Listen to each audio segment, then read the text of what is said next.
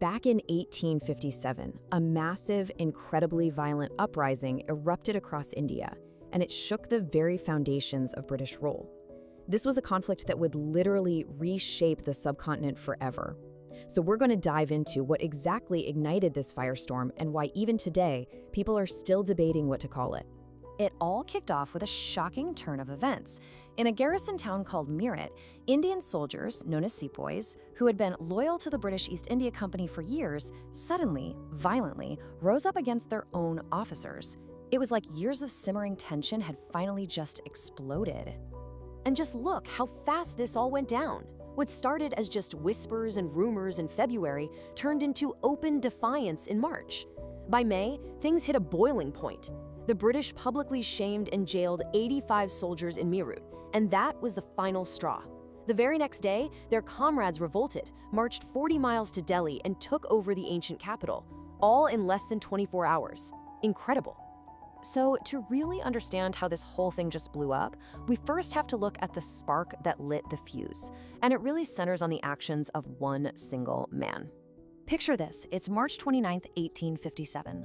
On the parade ground at Barrackpore, a 29-year-old sepoy, Mangal Pandey, is absolutely furious. He declares he's going to rebel, and he actually attacks his British officers. Now, he didn't manage to start a bigger revolt that day, and he was quickly captured and executed. But his name? It became a rallying cry, a powerful symbol of resistance. So yeah, Pandey's defiance was the spark. But a spark can't do much without a whole lot of fuel, right? And this powder keg had been filling up for decades. So what was the fuel for this fire? What were the grievances that turned all the simmering anger into an open rebellion? You see, the rebellion wasn't just about a single issue. No way. It was a massive accumulation of political, economic, social, and religious problems that had made British rule feel completely intolerable to a lot of people. I mean, it was a perfect storm of issues. The most famous one, of course, was the grease cartridges. The rumor was that they were coated in cow and pig fat, which was a huge religious offense for both Hindu and Muslim soldiers who had to bite them open. But honestly, that was just the tip of the iceberg. Underneath that was years of anger over the British just grabbing land, imposing crippling taxes, and bringing in social reforms that many people saw as a direct attack on their culture. Even for the sepoys themselves, new rules meant they could be forced to serve overseas, which threatened their very caste status. Let's zoom in on one of these policies for a second, the doctrine of lapse. Now this was a game changer. It basically gave the British a legal excuse to just absorb any kingdom if its ruler died without a biological son. It completely ignored the ancient Indian tradition of adopting an heir. And why does this matter so much? Because this policy directly angered powerful rulers, including the famous Rani Lakshmi Bai of Jhansi, and turned them from potential allies into sworn enemies and leaders of the rebellion. So with the rebels holding Delhi, the rebellion spread like an absolute wildfire. What started as a mutiny of soldiers quickly became a huge, popular revolt that swept across northern and central India. The leadership of this rebellion was really interesting and varied. In Delhi, everyone rallied around the elderly Mughal emperor Bahadur Shah Zafar. He was this powerful, living symbol of pre-British India.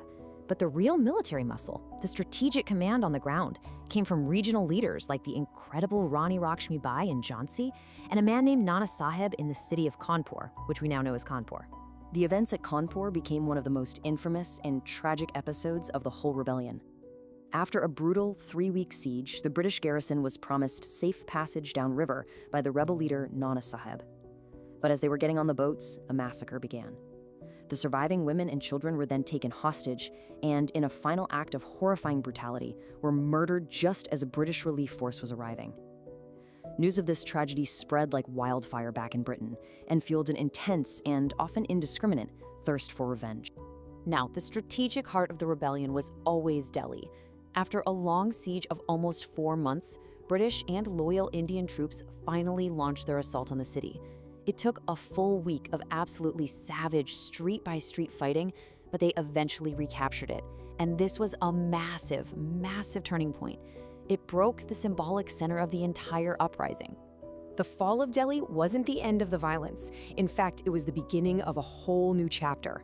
A wave of retribution from the empire that was just staggering in its scale and its ferocity. Just look at the human cost. The numbers here they're just devastating. Around 6,000 British soldiers and civilians were killed. But on the Indian side, it's estimated that over 800,000 people died. And many of them weren't soldiers. They were civilians killed in the revenge killings or from the famine and disease that swept through in the aftermath. This quote from a 19-year-old British officer, it really says it all. British troops, just filled with this desire for vengeance, engaged in widespread killings. Entire villages were burned to the ground. Summary executions were the norm, and punishments were designed for maximum terror, like bringing back the old Mughal practice of blowing rebels from the mouth of a cannon.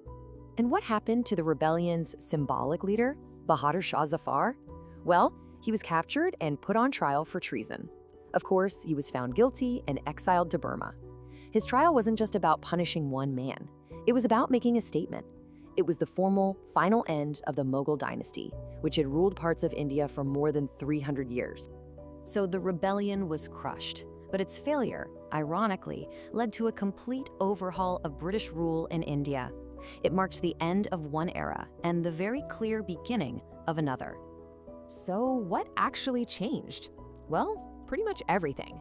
The East India Company, the corporation that had basically conquered India, was dissolved. Gone. Power was transferred directly to the British Crown, officially kicking off the era of the British Raj. The army was completely reorganized to make sure another uprising could never happen, and Queen Victoria issued a proclamation promising religious tolerance and equal rights, a promise that future Indian nationalists would definitely remember. And that brings us right back to that final lingering question. For a long time, British historians called it the Sepoy Mutiny, framing it as just a limited military uprising. But in India, it's widely remembered as the First War of Independence, a nationwide struggle against foreign rule. The truth? Well, it's complicated. It was a clash of cultures, a fight for religion, a defense of old kingdoms, and a desperate cry against oppression. It was a conflict whose true nature and legacy are still fiercely debated to this very day.